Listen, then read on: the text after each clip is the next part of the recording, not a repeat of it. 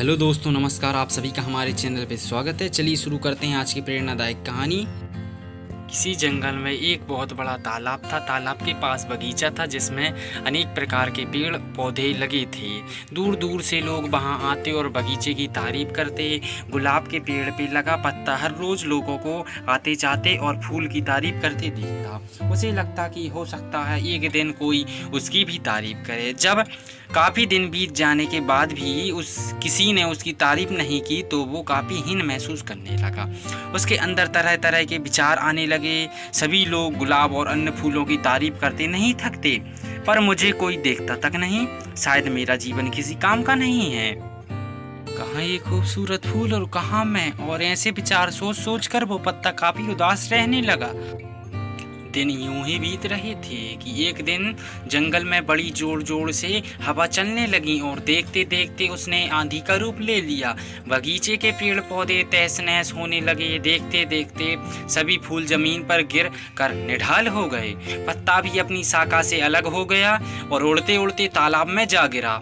पत्ते ने देखा कि उससे कुछ ही दूर पर कहीं से एक चींटी हवा के झोंकों की वजह से तालाब में आ गिरी थी और अपनी जान बचाने के लिए संघर्ष कर रही थी। चींटी प्रयास करते करते काफी थक चुकी थी और उसे अपनी मृत्यु तय लग रही थी कि तभी पत्ते ने उसे आवाज दी, घबराओ नहीं, आओ मैं तुम्हारी मदद कर देता हूँ। और ऐसा कहते हुए अपनी ऊपर बिठा लिया। आंधी रुकते रुकते पत्ता तालाब के एक छोर पर पहुँच गया। चींटी किनारे पर पहुंचकर बहुत खुश हो गई और बोली, आपने आज मेरी जान बचाकर बहुत बड़ा उपकार किया है। सचमुच आप महान हैं। आपका बहुत बहुत धन्यवाद। यह सुनकर पत्ता भावुक हो गया और बोला, धन्यवाद तो मुझे करना चाहिए क्योंकि तुम्हारी वजह से आज पहली बार मेरा सामना मेरी काबिलियत से हुआ है, जिससे मैं आज तक अनजान था। आज पहली बार मैंने अपने जीवन के मकसद और अपनी ताकत को पहचान पाया हूँ।